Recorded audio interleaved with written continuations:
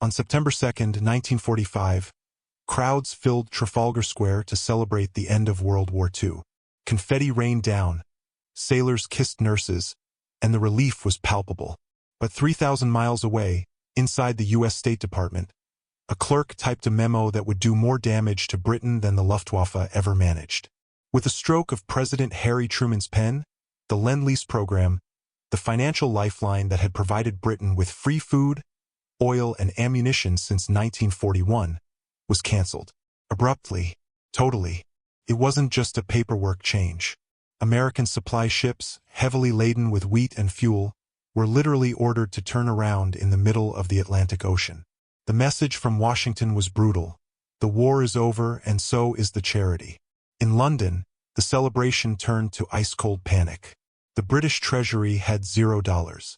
They couldn't pay for the wheat on those ships. They couldn't pay for the oil to run their factories. The Empire had defeated Hitler, but in the process it had completely bankrupted itself. They had weeks, perhaps days, before the country faced actual starvation. The new Prime Minister, Clement Attlee, had only one card left to play. He dispatched the most famous economist in the world, John Maynard Keynes, to Washington on a secret mission. Keynes thought he was going to collect a reward, a thank-you gift of $6 billion for fighting the Nazis alone in 1940. He was wrong. He wasn't walking into a reception.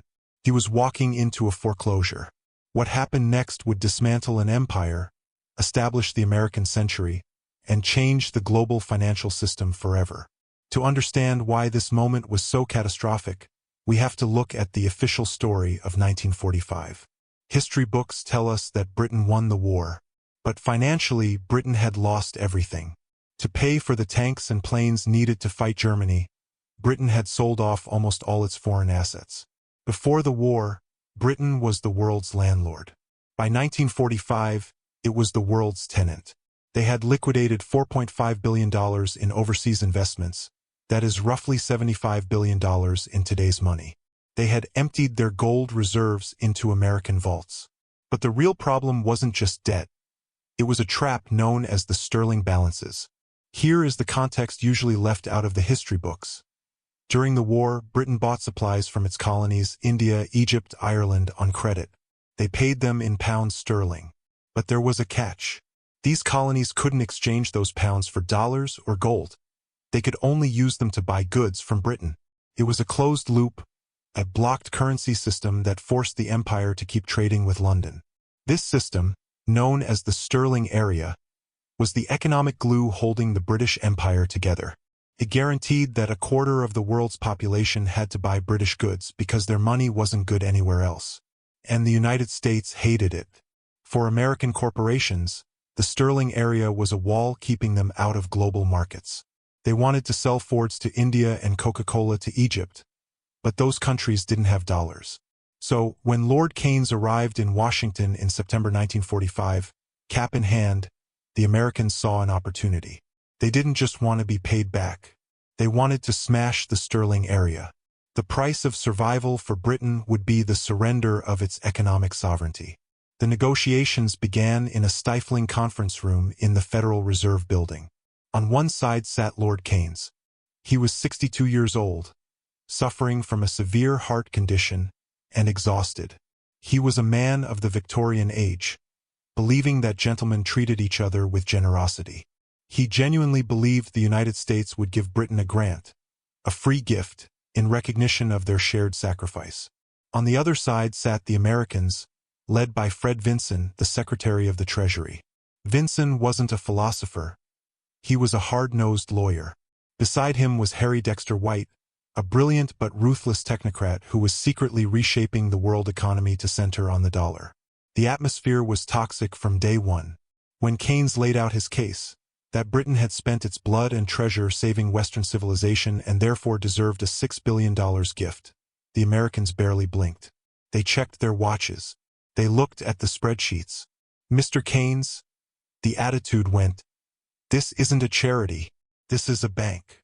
The American public had no appetite for giving away more money. The war was over. The propaganda films about our gallant British ally had stopped playing. American negotiators told Keynes bluntly, There would be no gift. There would only be a commercial loan with interest. Keynes was horrified. He messaged London, warning that the Americans were picking out the eyes of the British Empire. The delegation realized that without cash, Britain would face a financial Dunkirk. They would have to ration bread, something they hadn't even done during the worst of the Nazi submarine blockades. The clock was ticking. Every day the negotiations dragged on. Britain's dollar reserves dwindled. They had to pay for imports immediately. The Americans knew this. They simply waited. They let the desperation build. It was a classic distressed asset sale. The Americans weren't just negotiating a loan amount. They were negotiating the terms of surrender. As the weeks turned into months, the mood in the British delegation shifted from hope to despair. Keynes's health was deteriorating visibly under the stress.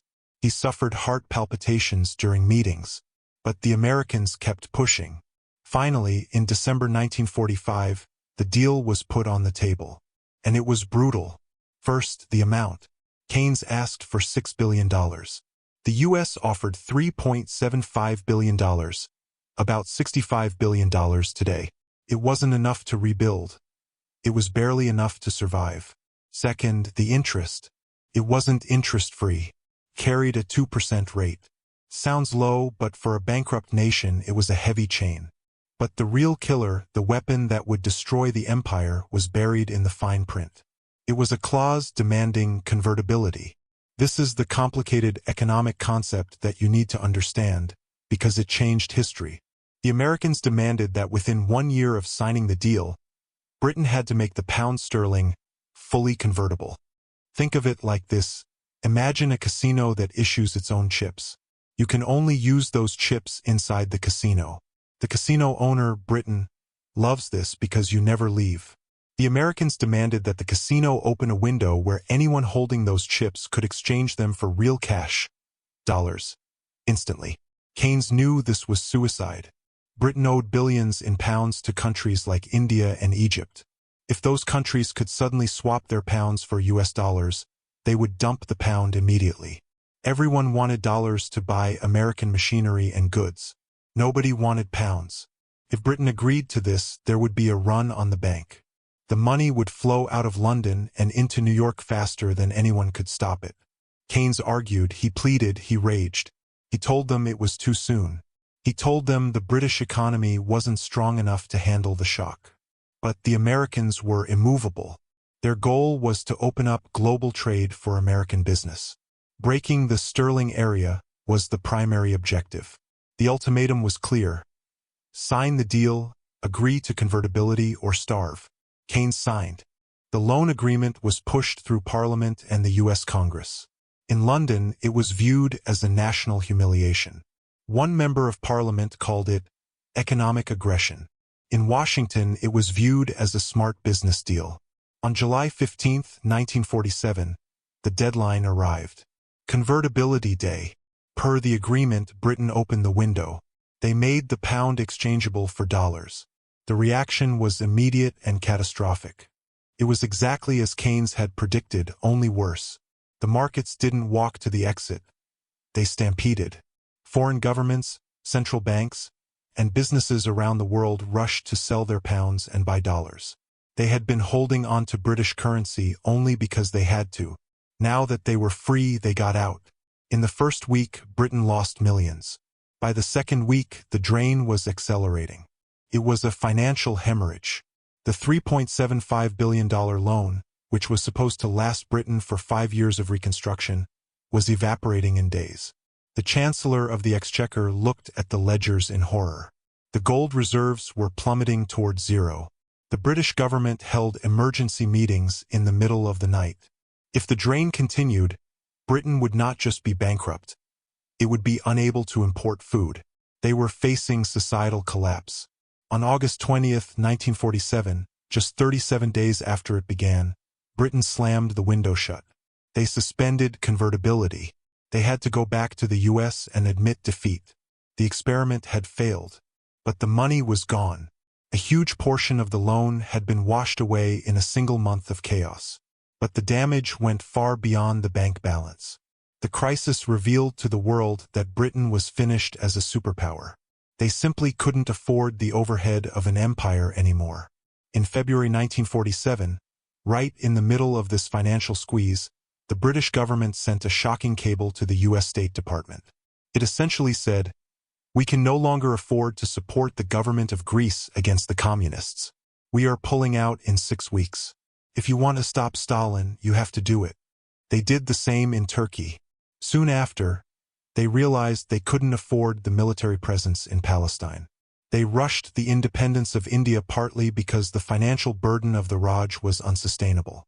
The convertibility crisis was the moment the baton was passed. The U.S. stepped in with the Truman Doctrine to fill the vacuum in Greece and Turkey. Pax Britannica didn't end with a bang on a battlefield. It ended with a bounced check in a bank ledger. The $3.75 billion loan bought Britain a few years of survival, but the cost was its geopolitical independence. The terms and conditions of the loan effectively integrated Britain into a global economic system designed and led by the United States. John Maynard Keynes didn't live to see the worst of it. He died of a heart attack on Easter Sunday, 1946, just months after negotiating the deal. His friends said the stress of the negotiations killed him. He died trying to salvage Britain's financial dignity against a rising superpower that knew exactly how much leverage it had. Historians often talk about the special relationship between the US and the UK. But they rarely mention that for 60 years, that relationship was literally a debtor-creditor agreement. Britain spent decades paying off this act of friendship. It wasn't until December 29, 2006, 60 years after the deal was signed, that the British government wired the final installment of $83 million to the United States. Only then, in the 21st century, was World War II truly paid for. The Anglo-American loan of 1946 remains one of the most brutal examples of economic statecraft in history. It teaches us a lesson that isn't on the syllabus in school. Allies are friends, but nations are businesses. And when the most powerful empire in history needed a mortgage to survive, the new landlord made sure to acquire the title deed. The U.S. didn't just inherit the world from Britain. They bought it. Whatever happened in 1946 didn't stop there. It set a precedent. The story of the Anglo-American loan isn't just ancient history. It is the blueprint for the modern world. Today, nations rarely fall to cavalry charges or naval bombardments. They fall to debt traps, currency crises, and lines of credit. We are taught that history is made by generals and politicians. But as we've seen, the real decisions are often made in quiet rooms by accountants, buried in the fine print that no one bothers to read. If you want to understand how the world actually works, if you want to follow the money rather than just the flags, then you're in the right place. We are digging into the financial archives to reveal the deals that shaped our reality. If you want to see the history books rewritten with the receipts included, make sure to like this video and hit that subscribe button. And tell us in the comments, was the U.S. loan a smart business move or a betrayal of a wartime ally? We'll see you in the next chapter.